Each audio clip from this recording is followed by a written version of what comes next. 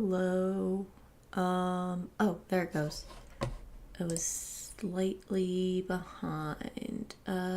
Give me 1 second, actually.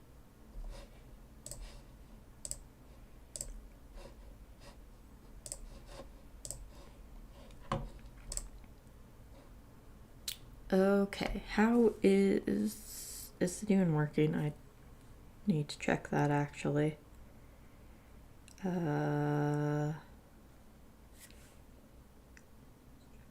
Yeah.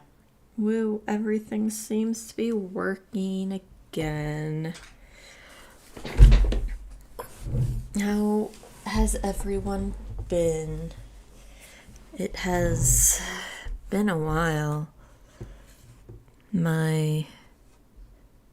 If you don't follow me on Twitter or Blue Sky, my computer decided it wanted to finally die. Well, it's not dead, but I can't fix it, and it's not worth the price to fix it, so I had to go get a new one. But the new one I got didn't work, so we had to go back to the store and get something else. So it has been a journey trying to get something to work. And because of that, I spent much more money than I was planning on spending on this computer. So if you do want to help recoup the funds I used for the computer, there's a link in the chat and down in the description to go help if you so desire.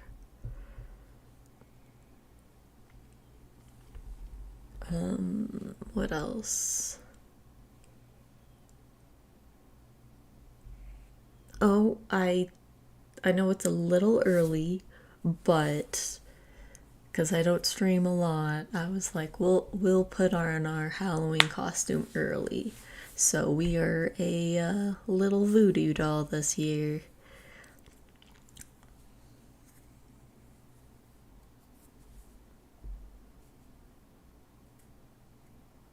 Speaking of Halloween, though, we might, this is a big might, do something on Halloween.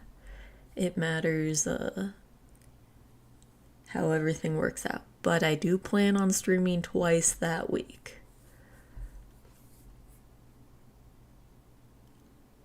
But I don't think we're streaming anything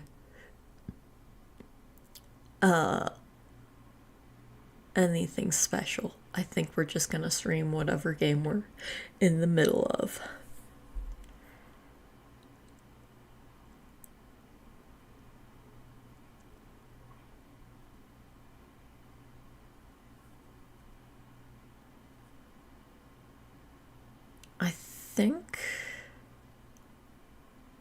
I think that's all the updates I had. I don't know anymore. It's been a few weeks. But I'm glad the computer died when it did and not in the middle of a game. Like, it sucks that it died, but at least we can start fresh with this new route. I had to replay the game to get Karma's route and everything again. So we're back where we were. But took me not a long time. It's like 20-ish, I think 30 minutes of my life redoing it.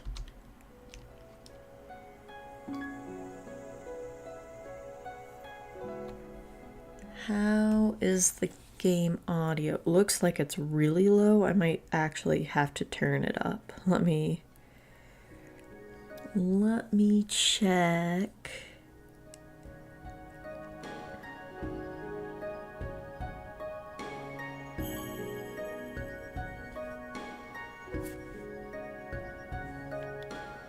It does sound kind of low, doesn't it?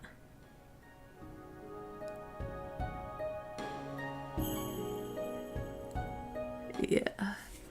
Let us fix that.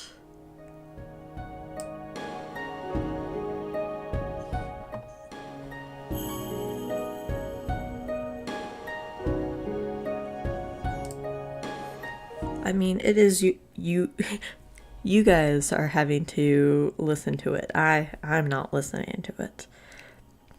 So, if it does get too bad,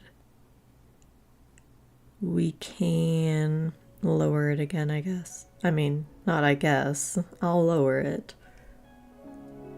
But it doesn't seem too bad. I can actually raise it a little more. Whoops.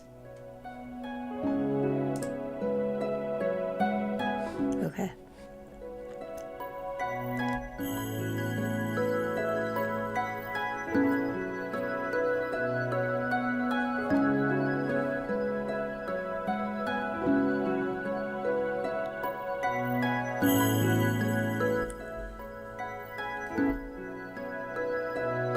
I was gonna sneeze, but I guess my body's like, nope, you're not sneezing anymore. Okay, let's start.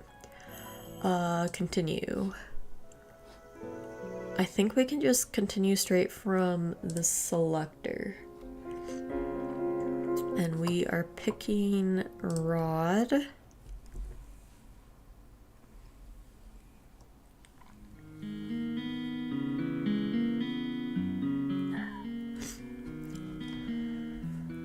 I will ask Rod if he will pair up with me. I know we do not have a good relationship. Rod was spared no effort in telling me how cruel I've been to his family. But I feel that rectifying whatever mistakes I've made with them might be an easy way to get 3 good deeds. Oh, this is going to be very interesting. But Lucetta, didn't he tell you that he didn't want to break his curse? Yes, but that may not be the whole truth. He's still reluctant to break his curse despite all the advice I have offered him. Perhaps you'll be able to encourage him where I could not.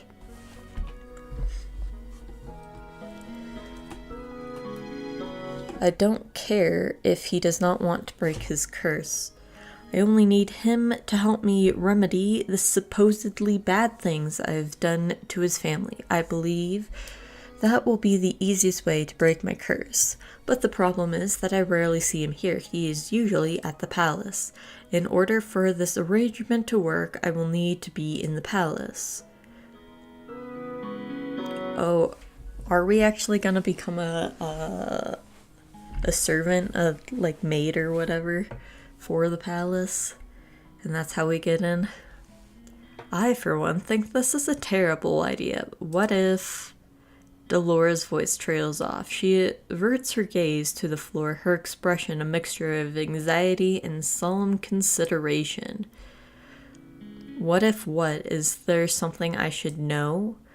Both the witch and the fairy just stare at me silently. After a few moments, Parfait speaks.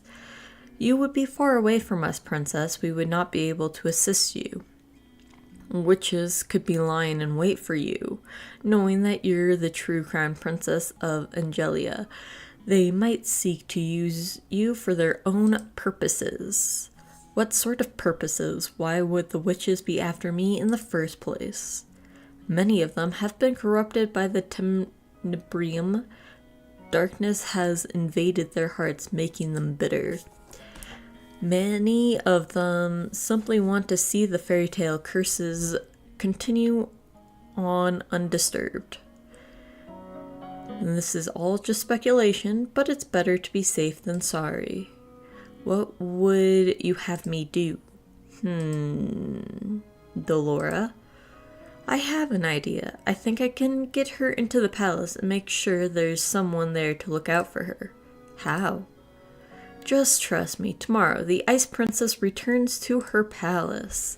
I have a bad feeling about this. We are a maid. This can't be happening.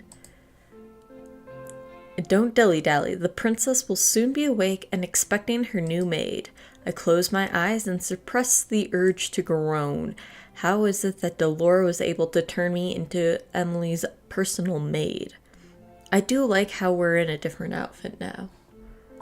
We're actually in the maid outfit. But our hairstyle or anything has not changed. So that doesn't stop witches and other cursed people to know who we are. It just helps us get into the palace, I guess. She thought this would be funny, didn't she? Did she? Well, I will make her pay for this. I expect you not to be late again. We have very strict rules on how the palace staff should behave. I am not exactly sure how Delora managed this. She told me she was going to cast a spell on me, and that it would be over as soon as I opened my eyes. I closed my eyes, and sure enough, when I opened them, I found myself here in a maid uniform. What did she do? The maid continues to babble at me. How annoying. I mean, if you don't listen to your superior maid who's teaching you, the likelihood of you staying in the palace is not very high at this point. I'm like, your whole goal is to get closer to Rod, but if you get kicked out, I doubt Delora will be able to get you back into the palace. I pretend to listen to her as she leads me through the palace hallways. Emily and Rod's chambers are located here. Oh, we come to a halt when Emily suddenly appears from around the corner. Your Highness. The maid ducks into a neat curtsy. Emily's eyes meet mine. I tense as I wait for any signs of recognition from her. But she only gives me a curious look as if wondering who I am. She clearly does not recognize me. Clearly she's not cursed. Wow. The maid suddenly reaches back and pulls at my shoulder, forcing me into a bow. You are in front of the crown princess of Angelia. Show some respect, girl. My apologies, Your Highness. She is new and clearly needs to be taught some manners. Excuse me? Oh, please, there's no need for that. What is she trying to achieve by pretending to be nice to a palace maid? Who is she trying to fool? Your Highness, this is your new personal maid. Emily glances at the maid, looking confused. Why do I need a personal maid? It is by the king's orders, princess. Emily turns to look at me again. What is your name? She is talking to you, girl. I scowl at the maid before facing Emily. I cannot believe I have fallen so low that I am now being ordered around by a maid. Lucetta. It's nice to meet you, Lucetta. I hope we can get along. When I do not respond, Emily's face falls. I was just heading to breakfast with my family. Of course, Lucetta will escort you to the dining hall. I raise my eyebrows at the maid, irritated. Why would this random maid give someone a task?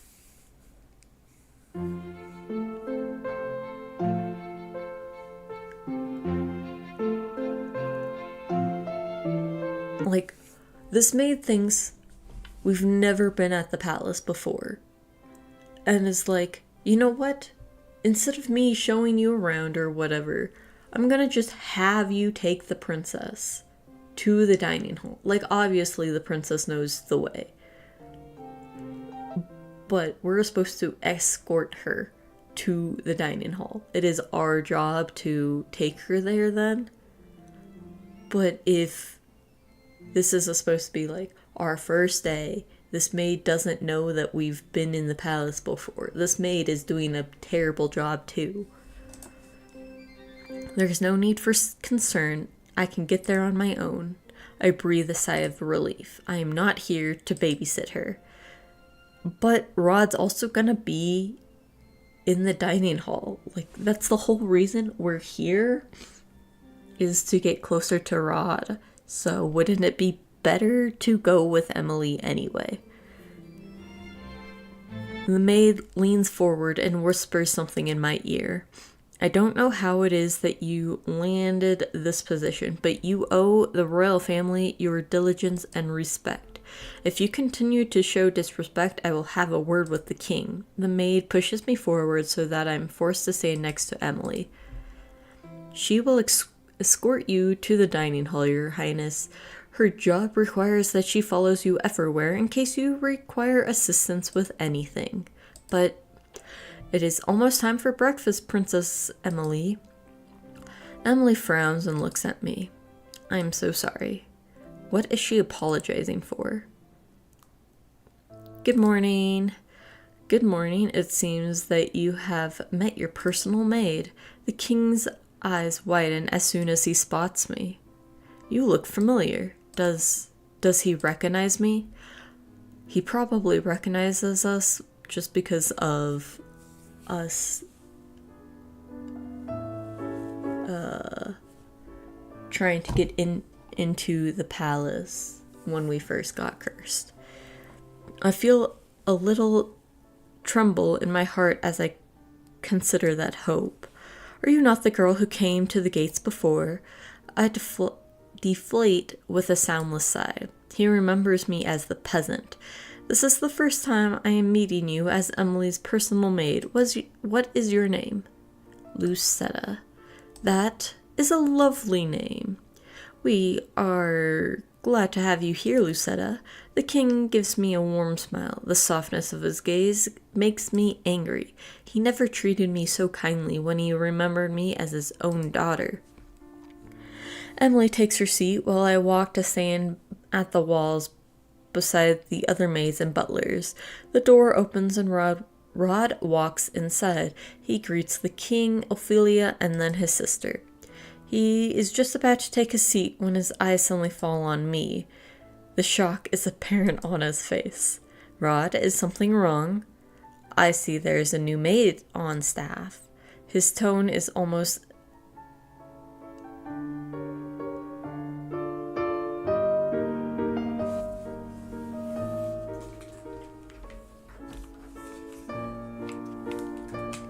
sorry. His tone is almost accusatory. I bristle at his words and am about to say something when Ophelia speaks. She is Emily's new personal maid, Lucetta. Rod stares at me for a few moments, his expression unreadable. Eventually, he moves to take his seat. I stand silent and watch the royal family eat their breakfast. The small area is filled with happy conversation. The four of them smile at each other when they speak, and it is easy to see how comfortable they all are with one another. When I was still here, our meals were always so quiet, but everyone looks so happy now. I bit my lip to will the heavy feeling away. Rod told me that before, but I did not want to believe him. I turned back to the conversation at hand. We have something very important to discuss with you, Emily. Oh? I have brought this up before, but now the matter is more pressing. Is this about... Yes, it is about the ball. Ophelia gives the king a disapproving look. Dear, I know it seems a strange proposition, but this is the royal tradition. Emily is at a suitable marrying age, and this ball may yet help her find a suitor. But a husband... Emily's cheeks are tinted pink. A royal ball for Emily? For her to find a husband? I never would have agreed to such a thing. The king never forced me into one because he knew that. I would not force you to marry someone you do not love, Emily. We agreed on this ball to uphold tradition. All eligible bachelors will be invited in 4 months' time, and you will choose the man you want to court you. I did find my true love through a ball after all. He glances at Ophelia, who responds with a fond smile. Her expression falls back into something more worried when she looks at her daughter. But what if I cannot choose anyone? We will throw one ball as per tradition. We will not force you into another ball if you do not find a good suitor, but we must uphold traditions at least once. Perhaps this will push you to think more about the future. I will not put any added pressure on you, Emily, but I would be happy to see grandchildren before I have to give up my throne. I am not getting any younger, you know. Father, I can tell that the king is trying to make light of the situation, but there is an undertone of seriousness. Emily eventually sighs and then slowly nods. I understand. My gaze shifts to Rod to search for a reaction, but his expression is impassive. No real reaction at all. Did he know this was going to happen? But can I really be the princess of the kingdom of Angelia deserves? I feel so unprepared. You are the crown princess of Angelia. You must be confident. Emily looks down, looks genuinely distressed. I'm finished. May I be excused? But sweetheart, you barely touched your food. You may. Emily stands up and ducks into a quick curtsy before rushing from the room. I do not follow until I feel Rod's glare on me. I realize that I am meant to follow Emily. Whatever. Excuse me. I curtsy and follow after Emily. I think it is Amelia. Now that I actually said the name, I'm pretty sure her name is Amelia. Whatever, we'll keep calling her Emily. I barely make it a few steps away from the dining hall before the door flies open and Rod is rushing after me. What are you doing here?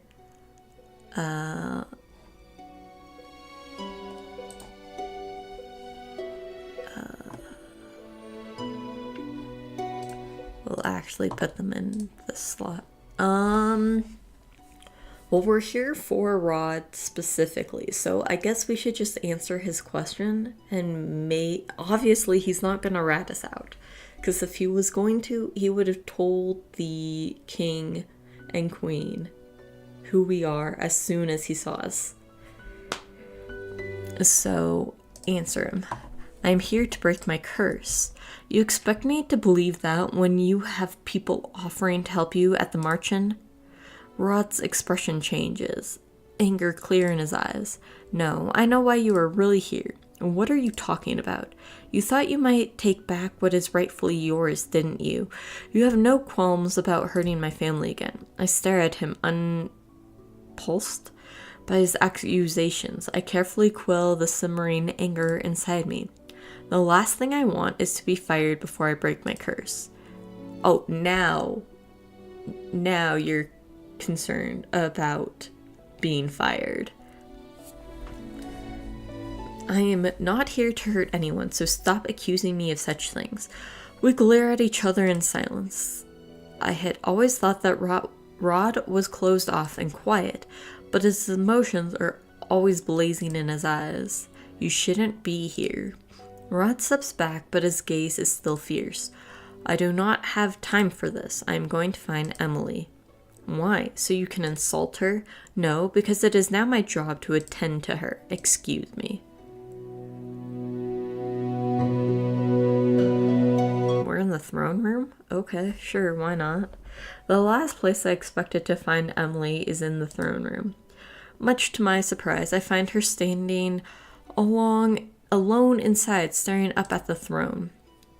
Oh, when she turns to face me, she has a guilty expression on her face. I'm sorry. What is she apologizing for?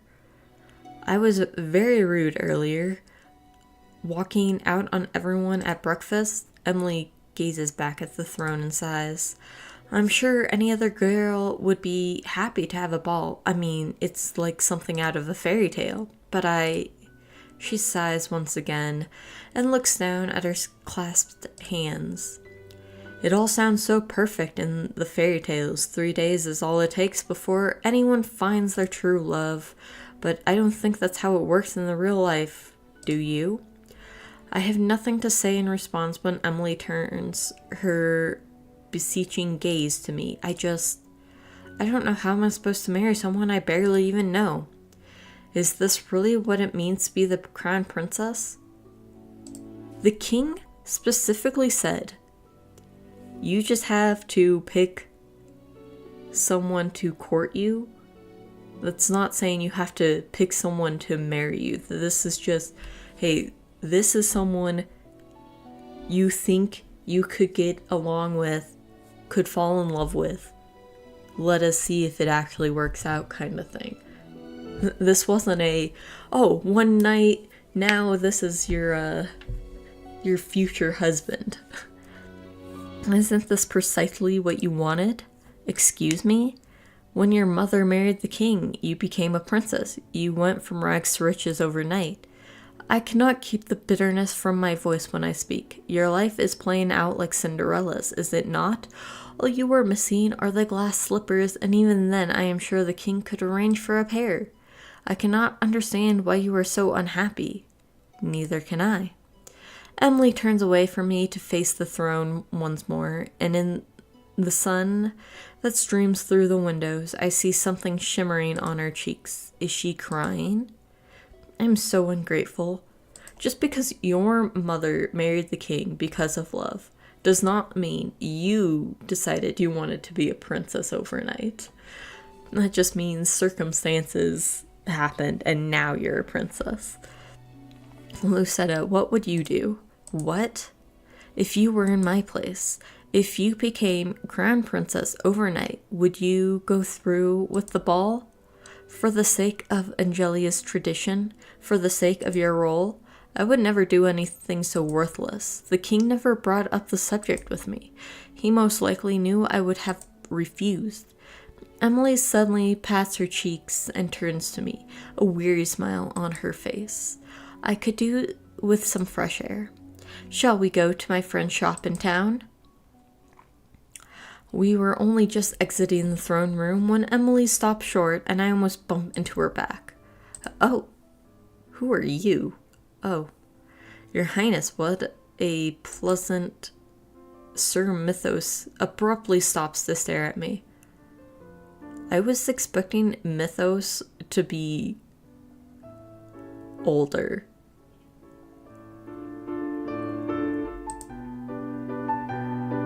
Why is Sir Mythos looking at me so intently?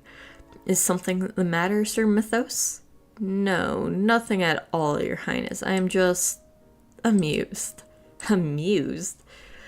Oh, you haven't met my new maid. This is Lucetta. Lucetta. There is something in Sir Mythos's gaze that I do not trust. The silence is stifling, so I curtsy at him. Sir? Charming. Sir Mythos turns his attention back to Emily. Where are you off to on this pleasant day? Oh, just off to visit a friend. Make sure you bring your guards with you, Princess. Of course. I wonder what's taking him so long. Emily decides to invite Rod to join us on her visit.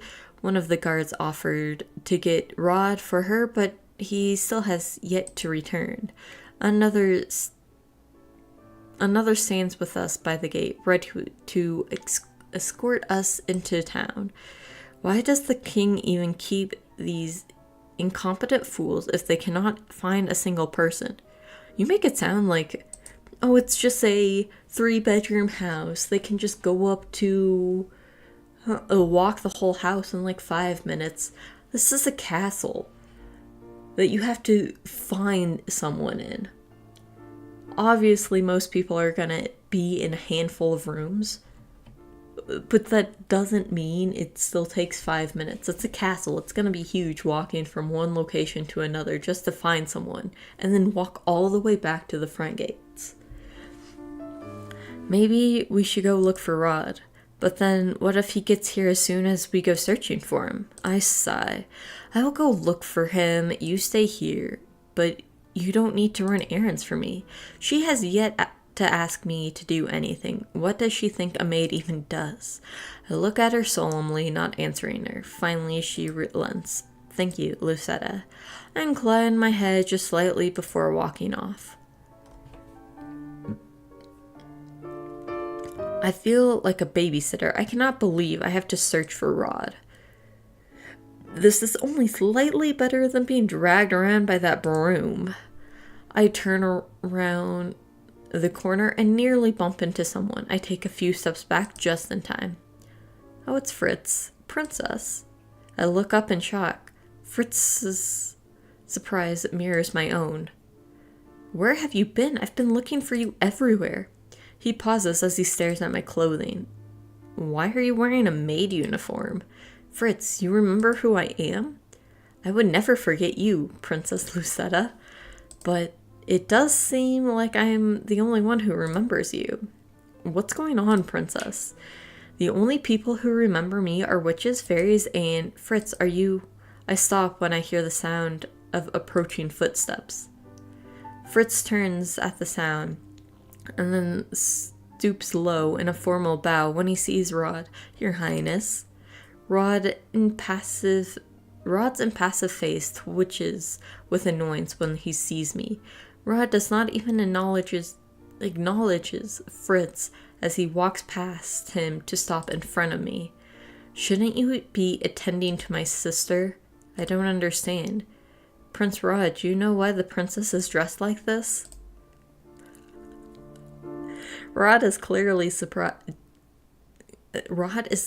just as surprised as I am that Fritz remembers me. You recognize her? You remember the princess too? But if you knew, why didn't you say anything when she first went missing? And can someone explain to me why she's attending to Princess Emily? This is Fritz. I cut him off before he can ask any more questions.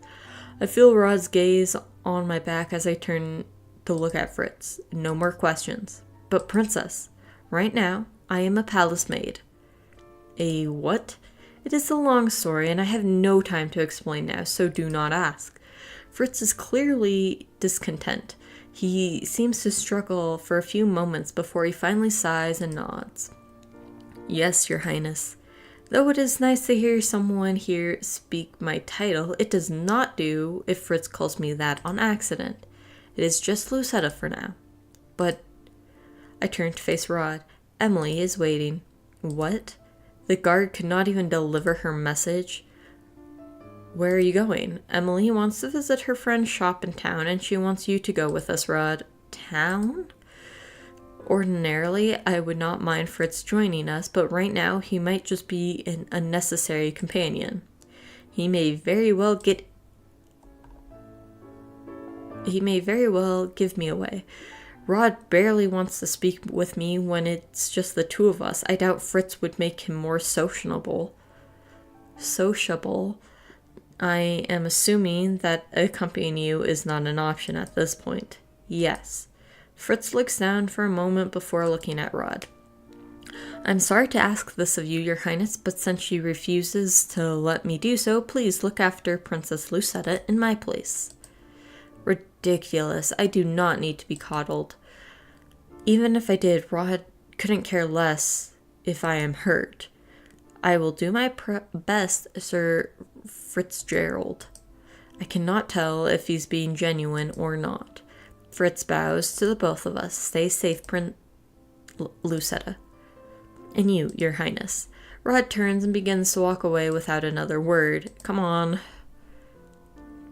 Rod is silent as we make our way back to the palace gates. I am still thinking about what he said to Fritz earlier.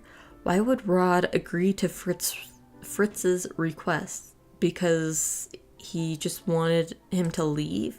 I stare at Rod's back as he walks in front of me. Sometimes I cannot figure out what he is thinking. Rod, Lucetta. Emily beams when she catches sight of us. Are you ready? Rod crosses his arms. He does not look very happy with his sister. Even though Rod is younger, I cannot help but think that he often sounds like the older of the two. I am busy, Emily. I cannot keep dropping everything whenever you want to leave the palace. I'm sorry, but I just really needed some fresh air today. You can get plenty of fresh air on the palace grounds. I felt I needed to get off the palace grounds. Emily's face drops as she looks down at the ground. Rod lets out an exasperated sigh before stepping inside of the carriage. Come on, Rod. Just for an hour, okay? Thank you. It really does seem like the big brother of the two. I soon came to realize that it is easier to walk around town now that everyone has forgotten who I am. The atmosphere around town feels brighter. All the spiteful stares are gone. Princess Emily. Oh, how are you doing? Is your wife feeling better? Emily has responded to most of the people who know her. She seems to know a good majority of the people in town. I hang back as Emily speaks with the man. The night escorts hover somewhere nearby, watching for disturbances. We are going to take longer than an hour if she continues like this. I am not going to rush her. Don't you need to return to the palace to continue whatever work it is that you were doing? Rod raises an eyebrow at me. I do have to get back to my studies, but my family always comes first. If this makes Emily happy, then I'll gladly come with her to town. It's a small thing. Happy? I look more closely at Emily. She is smiling, but then she's always smiles. I do not understand. She's more at ease talking to the townspeople sometimes because they don't judge her. Why would she have to worry about being judged? It is clear that everyone adores her. Emily takes the man's hand in hers as she wishes him well. Rod points out the gesture. See that? That's goodness. You can learn something from my sister, Lucetta. Is goodness pretending to be interested in the lives of strangers? Emily eventually says her goodbyes before walking towards a familiar store. This is the toy shop I visited with Emily and Rod before. I glance at Rod and notice the expression on his face. He seems conflicted, but why? Before I can ask, Rod marches in front of me and decisively pushes open the door. When I enter, Emily is already hugging the shop girl.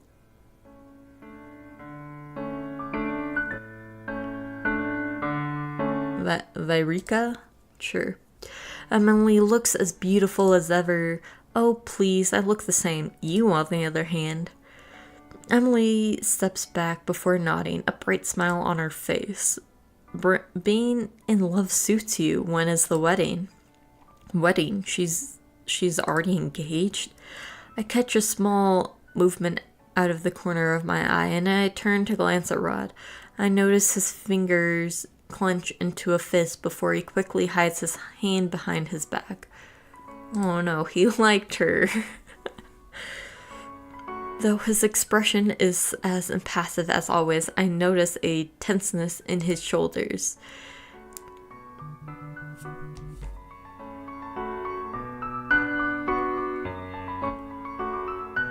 Decamond and I haven't set a date yet, but it should be soon. Would you...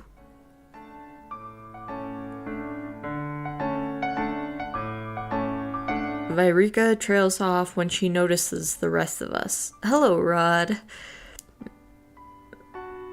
Vyrika. Her name is kind of stupid, if that's actually how you pronounce it. His tone is strangely static. Last time he was here, I was sure he sounded friendlier. So, what can I help you with, Emily? Looking for another doll. Another doll. But Emily's not interested in dolls. Oh no, I'm just here to see you. I can't stay for long since Rod has things to do. Emily, I'll wait for you outside. Oh, okay.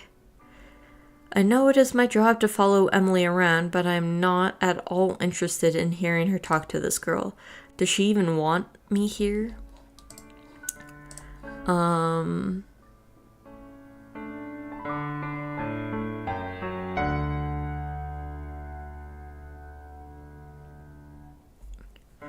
Ooh, both choices are good though. We could stay inside with Emily to actually do our job, but Emily also doesn't need us. Or we can go outside and get yelled at by Rod, but probably learn why he's upset. Well, technically we're here for Rod, so we'll go outside. My time might be better spent trying to improve Rod's opinion of me. If I could get him to tell me precisely what I've done wrong, I can make up for it. I hope that would give me a good deed. I curtsy to the two girls. Excuse me, Your Highness. I shall wait outside with Rod. I cough to clear my throat. With the prince. Okay, I won't be long. I moved to stand next to Rod, who is leaning against the wall. I love the little bunny on his shoulder, his little, speaker bunny. Rod sighs in annoyance. Why do you keep following me? Tell me how to rectify whatever wrong I have done to your family. This again? I cannot help but scowl at Rod's answer. You spread all this nonsense about goodness, but refuse to help me. How is that good? You haven't given me any reason to help you. What? If you're not serious about genuinely learning how to be good, then I'm not interested in helping you. Maybe I can catch him off guard by bringing up his response in the toy shop just now. Fine, then I'll just have a normal conversation. Who is Vyrika to you? Has she done something to hurt your family too? Vyrika is a childhood friend. She's not like you at all. Oh, then why are you acting so cold to her? You obviously do not want to be inside the shop. Rod looks away from me and absently kicks a pebble on the ground. This is none of your business. I sigh, disappointed with Rod's reaction. Rod turns away from me as Emily exits the shop. Ready to go? Emily nods with a small smile. The two of us begin to make our way to the palace again. By the time we return to the palace, evening has fallen. I hope we're not late for dinner. I like how Rod's like an hour. And even Emily's like, okay, it shouldn't be too long in the toy shop. And we still make it back past dinner. Did we leave like really late? Or did we just spend so much time in town? The minute the carriage doors open, we are greeted by two familiar faces. Sir Alacaster and Sir Mythos stands before us. Princess Emily, Prince Rod, I was on my way to look for you when Sir Mythos informed me of your whereabouts. He glares at the knight as the knight escort, and the knight shrinks back. Sir Alacaster turned sharply to me afterwards, his eyes narrowed. Why is he looking at me like that? It was getting late and the queen was worried. I'm so sorry. Prince Emily, Prince Rod, it is almost time for dinner. Please let me escort you inside. Sir Mythos gestures for them to follow him. I am about to follow after them when Sir Alacaster suddenly moves to block my path. His eyes are cold. He opens his mouth to say something, but then closes it and shakes his head. You are dismissed, girl. You may go back to your quarters, but this is an order. His gaze is piercing. Even when I was the princess, I was not able to stand up to that gaze. Yes, sir. Are we actually living in the palace? I thought we were going to go back to the March Inn every night. After dinner, I make my way back to the room assigned to me. As I walk down the halls, I notice Rod heading in my direction. Rod? He suddenly grabs my arm and pulls me away down the hall. Where are you taking me? Rod does not answer, and he just continues moving until we reach an unfamiliar door. What is going on? Rod cuts me off by placing a finger on my lips. He looks around warily before finally pulling me through the door with him. We're in the dungeons? This place? I've heard of this place before, but have never seen it. Is this the secret passage that leads into town?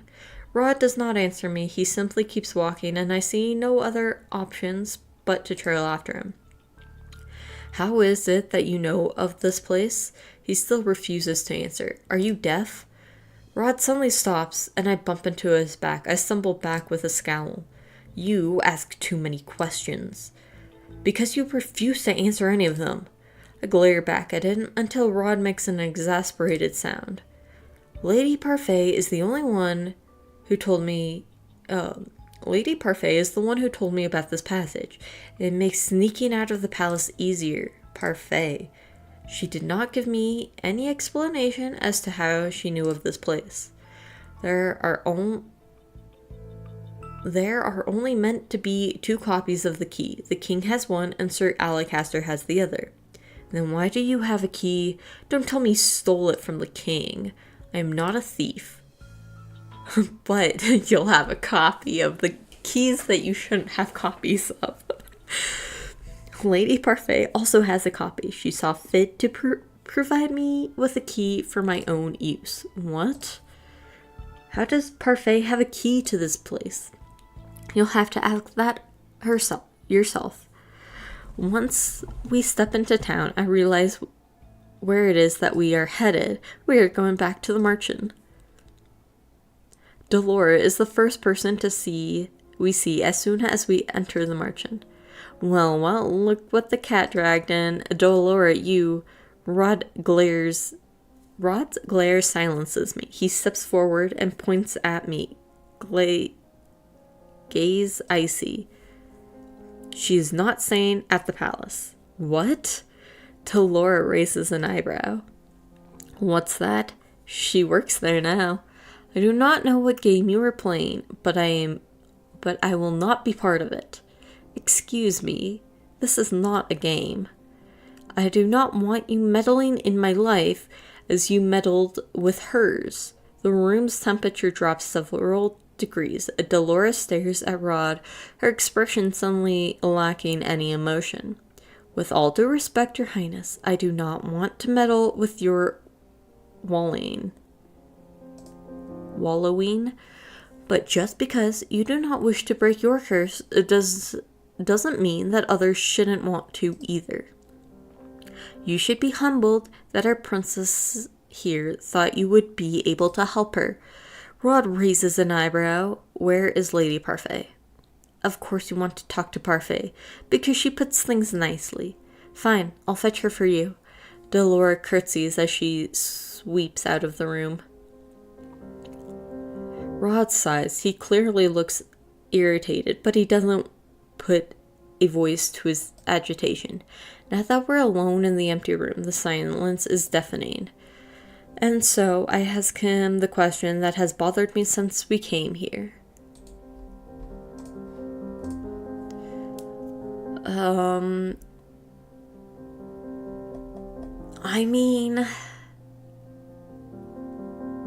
We know why he doesn't want us in the palace.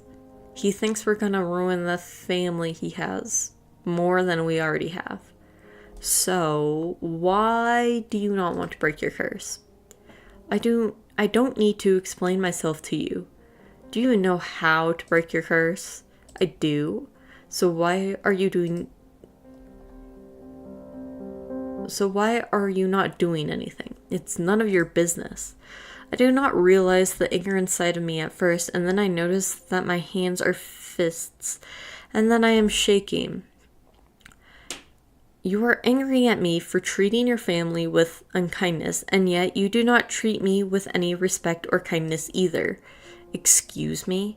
I realize that this is the angriest I have felt in a long time, and it makes words fall out of my mouth. You are guilty of the same disrespect you hold me accountable for. We are both being cruel to family, aren't we?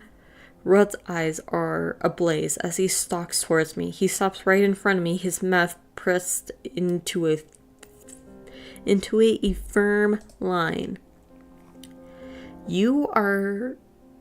As you are so fond of telling Emily, we do not share any blood. The only thing pulling us together is the king, and you do not share his morals. Remember this, Lucetta, you will never be part of my family, and I will never see you as a sister. Rod storms out of the reception area just as Delora enters. Sorry, looks like Parfait wasn't in. She pauses and then gives me a weary smile. Seems this partnership is going well. I throw my hands up in anger. He's infuriating. Not as helpful as you thought. I was surprised you were asking for his help in the first place. All I've been doing today is following around Emily, and he still finds reasons to snap at me.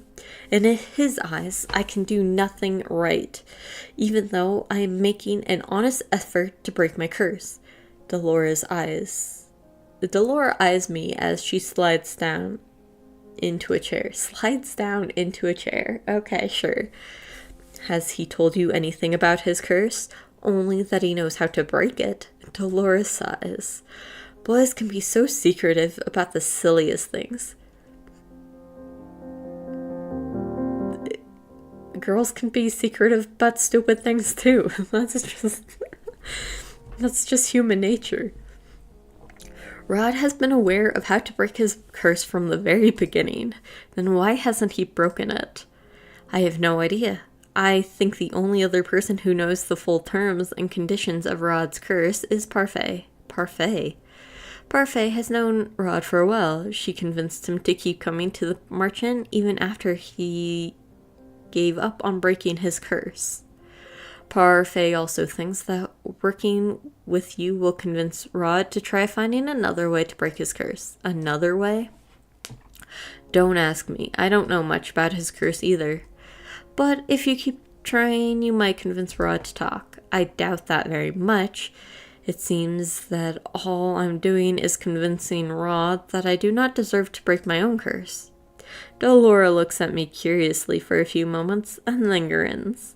I have an idea. If this is another terrible idea, oh no, this one's much better. Much better than making me a maid and working in the palace. I'll just stick around with you. Watch out for you. What? Delora, watch out for me? Oh no, what are you doing? You're a doll again? I'm surprised when Delora suddenly stands before me in her doll form. There's no way you and Rod are going to sort yourselves out without some kind of help, so I'll be tagging along. I'm much easier when I'm travel-sized, I really love Delora's dress.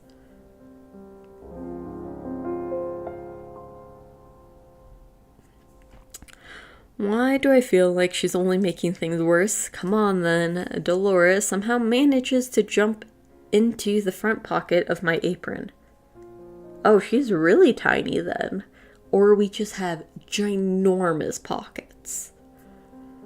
Which is thankfully large enough to fit her doll body. Let's go find us a prince and get ourselves back to the palace. Chapter 4, One Step Forward. Let's see.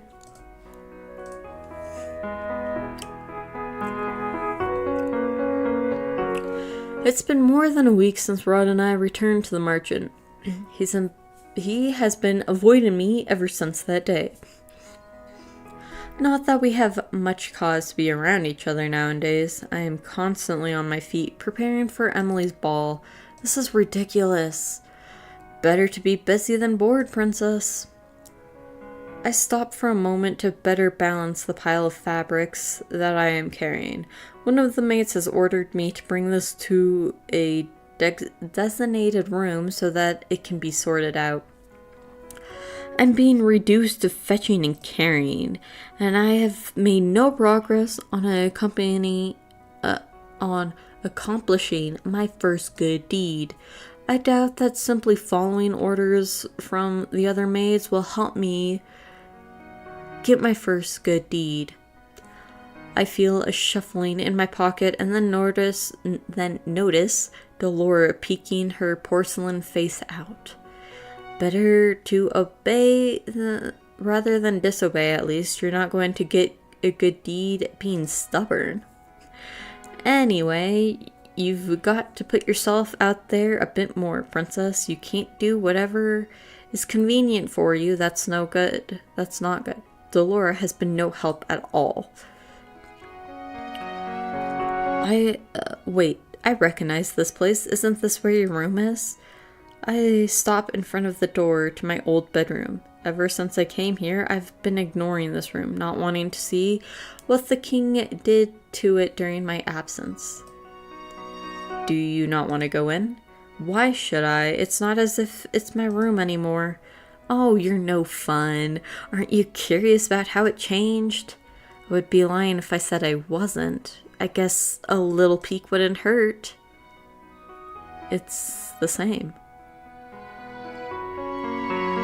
I wonder if it's the same because of our mother and not because it's our room. I step into the room and close the door behind me. It is like stepping into the past. The room is exactly as I left it. It seems completely untouched. Moments later, Delora is standing before me in her human form. Looks like someone's been dusting in here. Strange, considering no one should remember who this room even belongs to. I glance around, eyes wide. Everything looks the same. I put the fabric that I am carrying down on my bed and make my way to the shelf where my dolls are displayed. My eyes pause on a specific doll. That's an ugly doll. This one wasn't here before. Delora raises an eyebrow. Maybe you just don't remember that one because she wasn't very memorable? You do have a lot of dolls after all. No, I know each of my dolls by name. This one's definitely new. She looks very familiar to the dolls I saw at Vairika's shop. I quickly turn at the sound of the doorknob. My eyes move to Delora, but she's already turned into a doll and tucked herself into the corner of the shelf with the rest of my dolls. Emily stands in the doorway, eyeing me curiously. Lucetta, what are you doing here? I made a mistake and thought I was supposed to bring those fabrics here. I hope she does not see through my lie. Emily shakes her head, smiling. It's not your fault, Lucetta. You're still getting used to the palace and its many rooms. I got lost here all of the time when I first arrived too. This room is interesting though. Father expressly ordered that it be kept clean, but otherwise undisturbed. Why would he say that?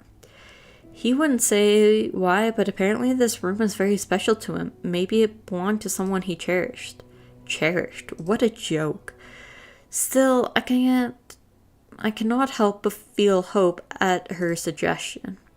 I don't think Father would like either of us being here. We should leave soon. I only came here to put a ribbon on one of the dolls. One of the dolls?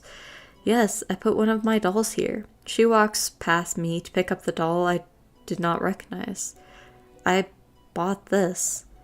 I know Emily always visited the Rikas, but I did not think she liked dolls.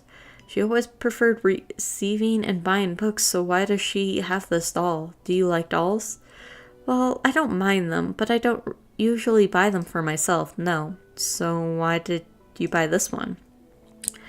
Emily looks at the doll with a sad smile and shakes her head. I'm not sure. I bought it as a gift. I remember that much. I was going to give it to someone who liked dolls. Someone I wanted to befriend. I don't know why, but it feels right to leave the doll here until I can remember whom I was meant to give her to. Emily is silent for a moment before she turns to me with a bright smile. I know you have a delivery to make, but could you come with me to the palace entry first? Mother is still busy talking with the cooks, so the fabric can wait. I resist the urge to glare at her. She better not be dragging me around to do yet more errands. I expected a delivery, and I might need your help. I thought so. I have no choice but to nod, of course. We're just gonna leave the fabric in our bedroom, too. I begrudgingly follow Emily towards the entrance, and there I see the delivery carriage. A familiar person stands beside it. Vyrika. Emily pulls Vyrika into a tight hug. I turn my attention away and glare at the number of boxes at the back of the carriage. I will no doubt have to carry them inside. How are the preparations for the ball coming? Emily's smile seems forced at first, but then eases into something softer. It's going well, I suppose. How about the wedding?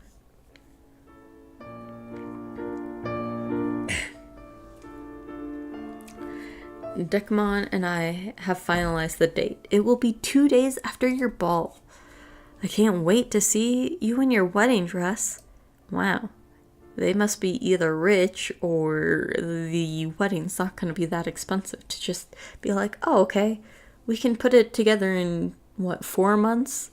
I think the ball was 4 months away. These two always talk so much when they get together. I ignore their chatter as I walk up to the carriage to observe the boxes piled inside. What is in the boxes? Oh. Vyrika reaches out to grab one. She hands it to me. I am helping with the ball's decorations. I came by with part of the order today. Part of it. Careful, it's a bit heavy. I took the box from her hand and nearly stumbled. This is heavy. Emily should have the male servants do this. Queen Ophelia placed quite a large order. I brought the more fragile decorations first. Oh, the glass baubles and vases? I grip my teeth as I shift the box in my arms in an attempt to make it easier to hold. I thought you worked at a toy shop. Yes, but we also have aisles dedicated specifically to party decorations. What kind of toy shop is that? Lucetta, will you be alright? I feel annoyance simmer within me. I'm obviously not alright. Emily reaches out to help me with the box, but she's too late. Oh, it shatters on the ground, doesn't it? I have only taken one step forward when the box slides and I stumble. I manage to cradle it in my arms, but it weighs too much for me. Before I hit the ground, I feel strong arms around my waist, pulling me back upright. The box is taken from me.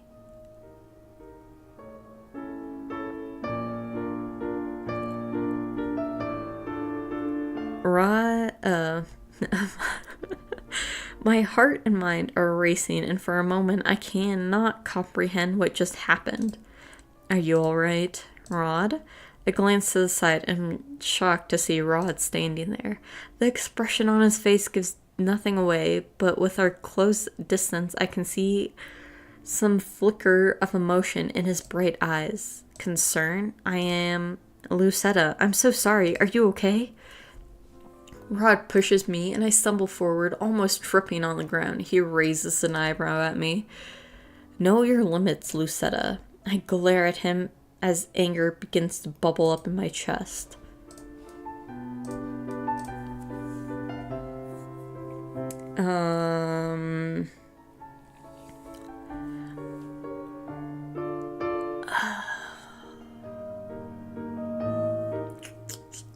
I think this one we're gonna stay silent. Like, bite our lip and just move on. I clench my fist and take a deep breath to try and calm myself. I will not stoop to his level. He is the one being cruel here, not me. You shouldn't have stubbornly tried to carry something that was too heavy for you. I will not take responsibility if you get hurt. Rod, you shouldn't be angry with her for trying to help me. It was my fault for giving her something so heavy. Vyreka, what are you doing here? Rod's voice is still cold. Vyreka looks startled by his tone. I only came to deliver some of the decorations for the ball. And you thought Emily and her maid could carry these things on their own? Rod, this is not her fault. I am the one who chose to bring Lucetta with me. I underestimated the size of the delivery. Vyreka was just delivering the supplies. At least she admits her mistake. I never thought Rod would be so stubborn. Emily's expression softens as she looks at her brother. She looks sad. Rod ignores her and picks up the box that I have been carrying. He begins to walk away before he suddenly stops and glances back at me. Come on, Rod. We're going to call some servants to carry these boxes in. He turns around and begins to walk away. I am Emily's personal maid, not his. I glance at Emily, who nods her head. I really am so sorry. Thank you for helping my brother, Lucetta. I curtsy ever so slightly before running after Rod. Rod, wait. He picks up his pace as if trying to lose me. He's the one who told us to follow so we can go grab some knights or whatever to help bring in the order. I turn the corner and barely stop myself from running right into Rod's back. What now?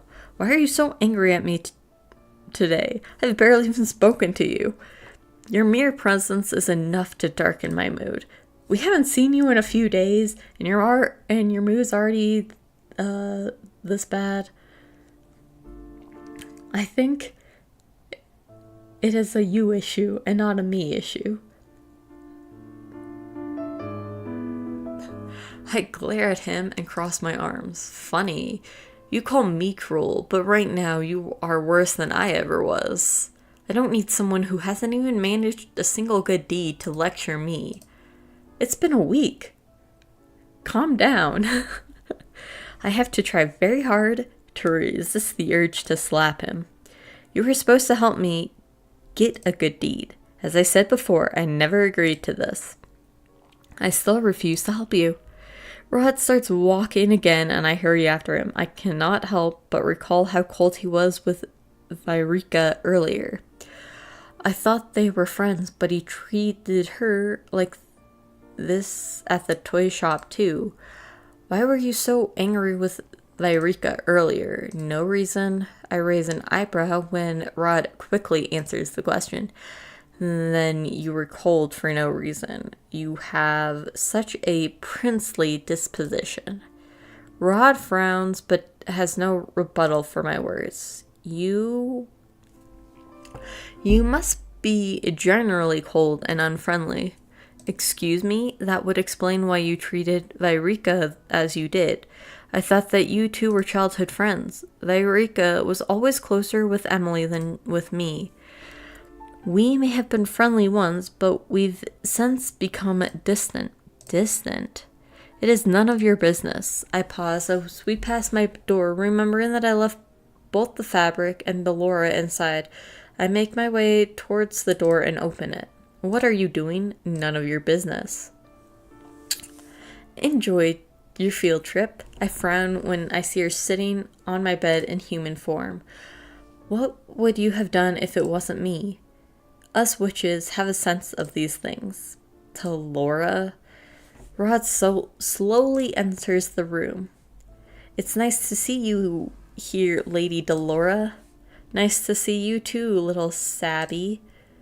What are you doing here? Delora shrugs as she inspects her nails. I thought I would help the princess here since someone doesn't seem very willing. Rod furls his eyebrows at her. I didn't... Yes, I know, you didn't sign up for this. But do you really think you have a choice, Rod? Delora looks at Rod pointedly. You know the consequences if this fails. Rod looks away, expression conflicted. Consequences? What are you talking about? Consequences for not helping me with my curse? Rod sighs heavily before turning back to Delora. He does not pay attention to me. I am not the right person for this. Doesn't matter what you think, the princess thought you were, so suck it up and do your job. Rod is silent for a few moments before he finally faces me, looking resigned. I will help you, then, but don't expect me to change my opinions of you. I shrug at him. It's not like I was expecting you in the first place, Dolores grins with clear triumph. Good talk. Rod sighs. In order to achieve your good deeds, you're going to need to mend what you've broken before. I feel like I already know what he's going to say. My sister has always wanted to be your friend, so you must do just that. Show her kindness, and you may be able to get your first good deed through her. Show her kindness, huh?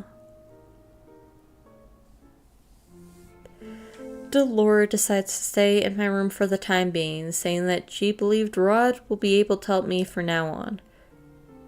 She's just gonna be a freeloader in my room?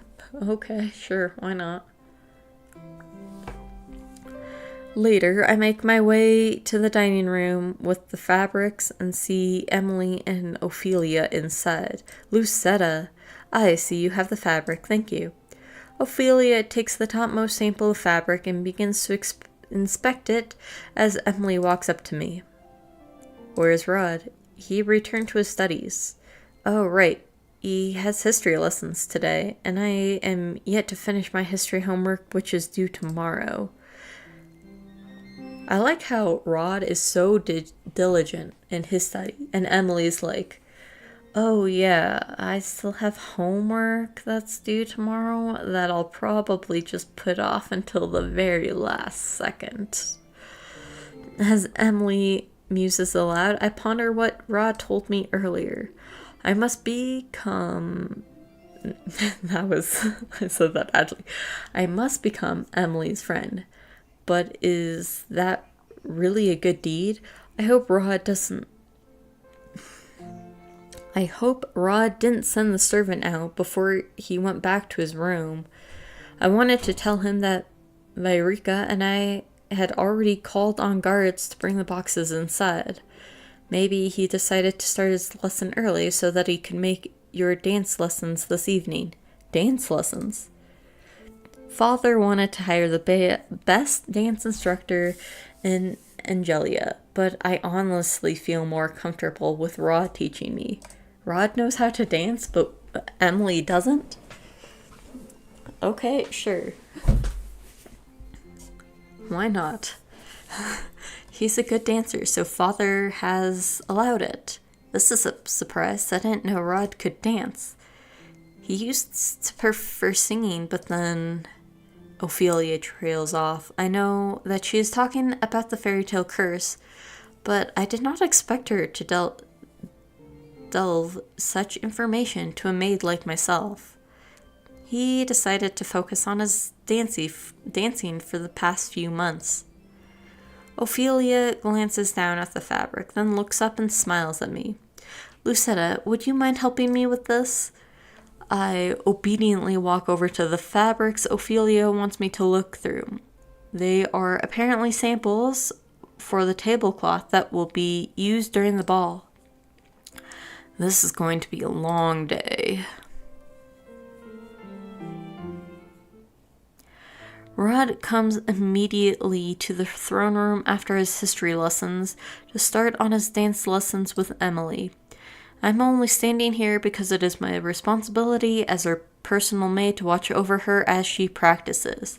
I watch as she steps out of rhythm, and Rod sighs at her. You're doing it wrong. That's the 10th time. Sorry. Again. They start from the beginning, and I am unable to stifle my own sigh from when Emily messes up the same step again. This would make the 11th time. I really am terrible at this.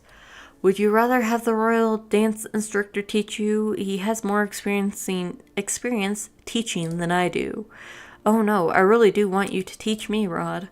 I'm sorry that I'm such a slow learner. You were always good at everything. Singing, dancing, cooking. Prince Rod cooks? Yes. Rod does cook. He's very good at it. You don't have to tell her that, does it really matter? I love bragging about how talented my little brother is. Oh, she's so excited about her brother. They're cute, siblings.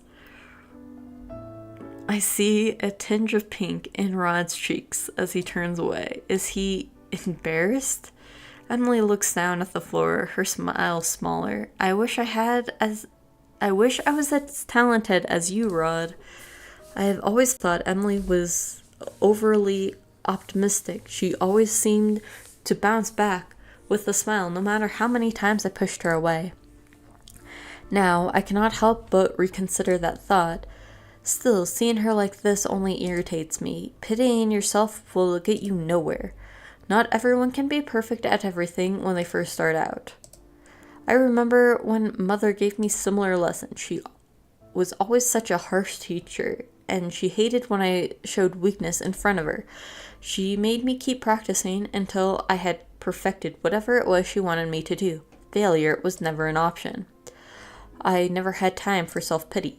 Instead of feeling sorry for yourself, just try harder. Let failure inspire you to do better. Lucetta, she's right, Rod. Instead of complaining, I should be working harder. I let out an exasperated sigh and crossed my arms. You always look at your feet whenever you reach the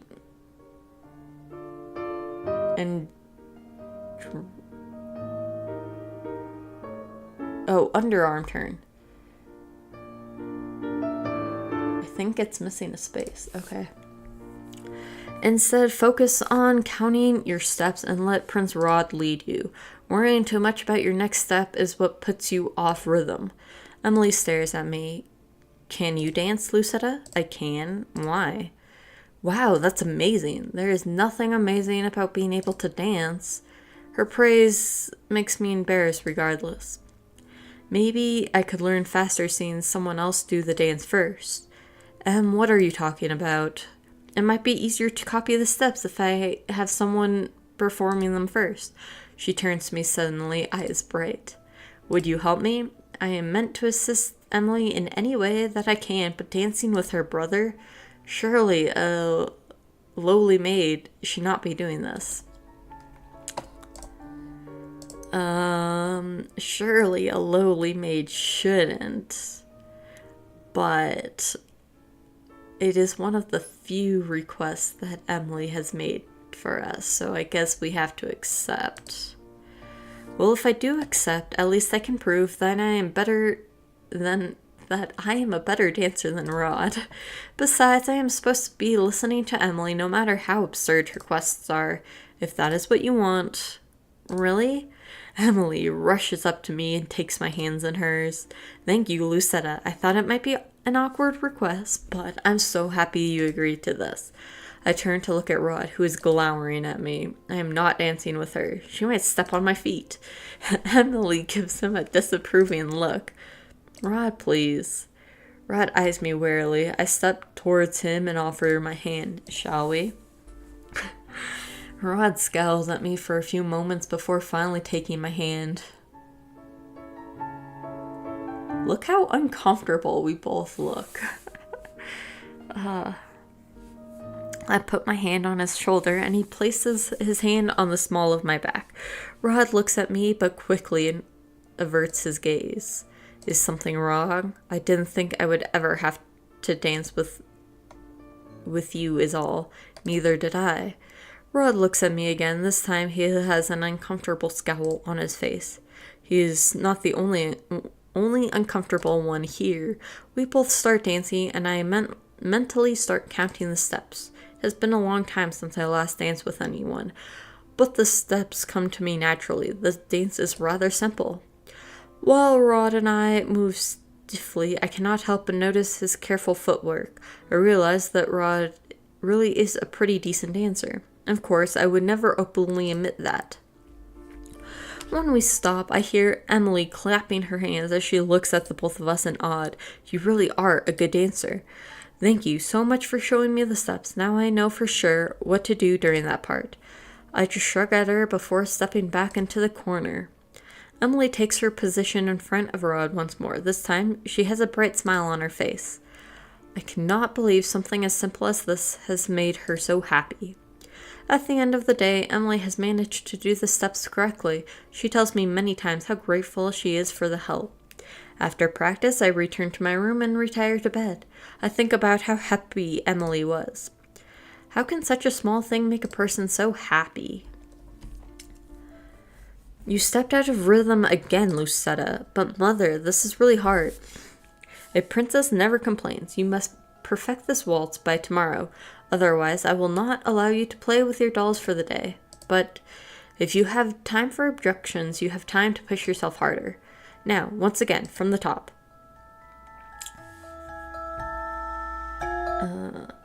I think once we finish this chapter, we're going to call it for the day. The following days are uneventful. Emily continues her dance lessons with Rod. Her steps are still far from perfect, but I can tell that she has improved since my demonstration with Rod. Meanwhile, Rod still chooses to ignore me most of the time, though I have noticed that he is less cold than usual. At least he doesn't snap at me for no good reason anymore. Though Delora is no longer assisting me, she insists on staying in my room more often. She says there is something important she wants to investigate, and I cannot even guess what it might be. I prefer not having her around anyway. Her constant chattering makes it difficult to focus on anything. Right now, I am still trying to figure out how I can achieve my first good deed. Almost 3 months have passed since I was first cursed, but I have yet to complete my first good deed. These are my thoughts as I head back to my sleeping quarters after dinner that night. Emily excused me long ago, insisting that I go on to my own room before she went to hers. I am walking down the hallway when I notice Rod heading down a familiar path. I follow after him. Are you going to the march-in? Rod jumps and turns around. His surprise in his face quickly fades into annoyance. Don't do that again. And no, not today. Since I came here, I found out that Rod occasionally sneaks out of the palace at night through the secret passageway to go to the march-in. Even now, I'm still confused as to why he goes there. He said before that he had given up on breaking his curse, which makes me wonder why he still visits. It also makes me wonder why he would refuse to break his curse in the first place. Is he okay being the way that he is, or is curse just really difficult to break? Why were you cursed, Rod? I am not answering that question. Why? I cannot help you break your curse if you refuse to tell me anything. He doesn't even want to break his curse, so he has absolutely no reason to tell you. I told you before that I do not need your help, but I chose you as my partner. You help me and I help you. It is highly likely that breaking Rod's curse will also count for a good deed. Rod scowls at me and crosses his arms. I'm afraid that isn't how this works at all. The sound of footsteps keeps me from coming back with a retort. We both turn to see Alacaster approaching us. Prince Rod, good evening. Good evening, Sir Alacaster. Sir Alacaster turns to me and raises an eyebrow. Shouldn't you be attending to Prince Emily? Rod silences me with a look. He moves to stand in front of me, shielding me from Sir Alacaster's gaze. We were just about to go to her. Let's go, Lucetta. Rod strolls away, and I quickly curtsy to Sir Alacaster before following after Rod. I can still feel Sir Alacaster's eyes on my back as I walk away. I try my best to suppress a shudder. Rod and I walk through the hallways in silence. We both stop in our track when we hear the clatter of silverware. I look around and realize that the sound was coming from behind a set of doors that is slightly open. The dining hall? Oh no, that's Emily's voice. We do not see Emily when we enter the room, but there is a dizzying array of cutlery set out on the table. Emily surprises us both by crawling out from beneath the table. She flashes us an embarrassed smile as she gets to her feet, holding several forks and knives in her hands. What are you doing here? You should be getting ready for bed. Sorry. I eye the silverware on the table. I thought I could practice before I sleep today. It has been an incredibly long day for her, and she's still doing this. I watch as Emily puts the cutlery back onto the table in the wrong places. You need to rest, Em. I will after I practice the placement one last time. She smiles at him before returning to the table. Why are you even practicing? That's not your job at all. That's the maid's job, to set the table and stuff. All you have to know is like which silverware is for which dish. I don't know why a person would need so much cutlery. 1 fork, 1 spoon, 1 knife should be more than enough for any meal. And all of these glasses, if I recall correctly, this one is for water, this one is for red wine, and this one is for white wine.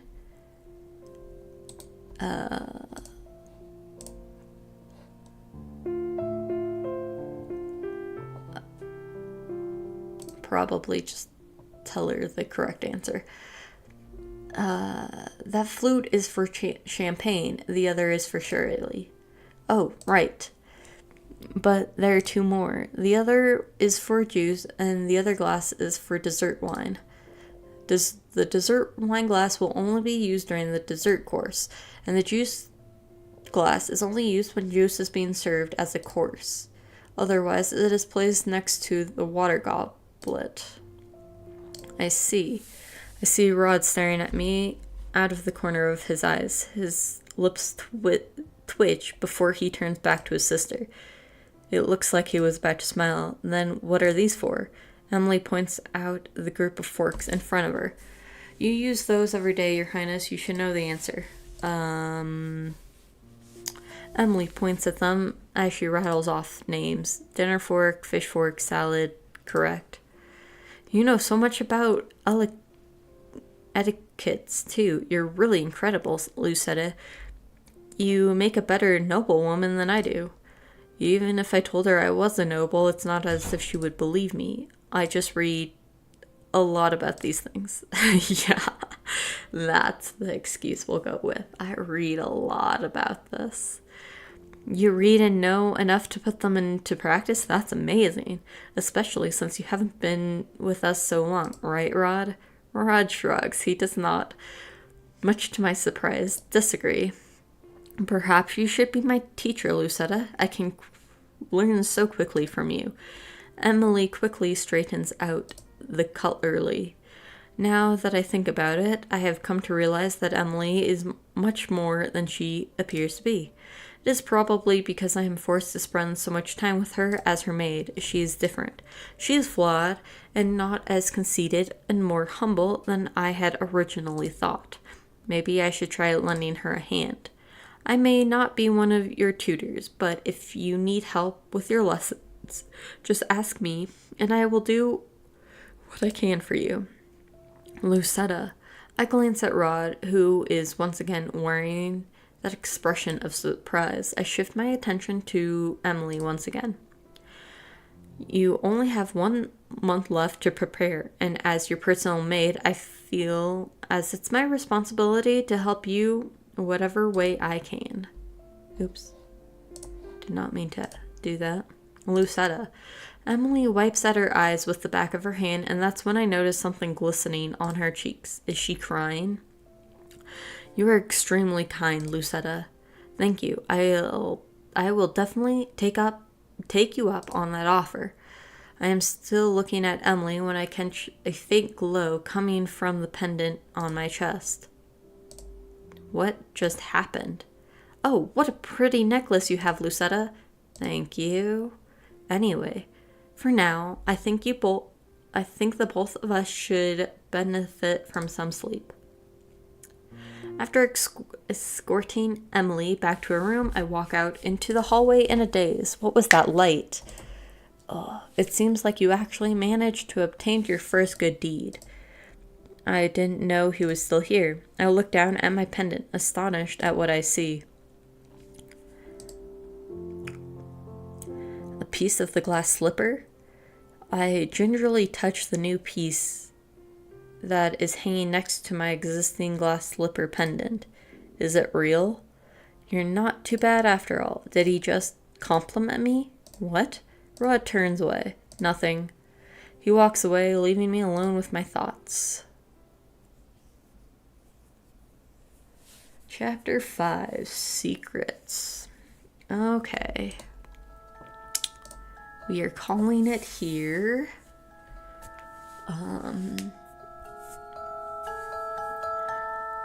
So far, I am enjoying this route.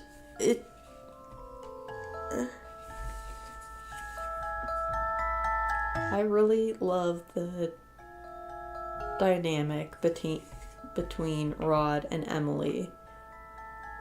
And Lucetta doesn't seem as snobby in this route as she did in Karma's. So I hope it still stays like this as we continue.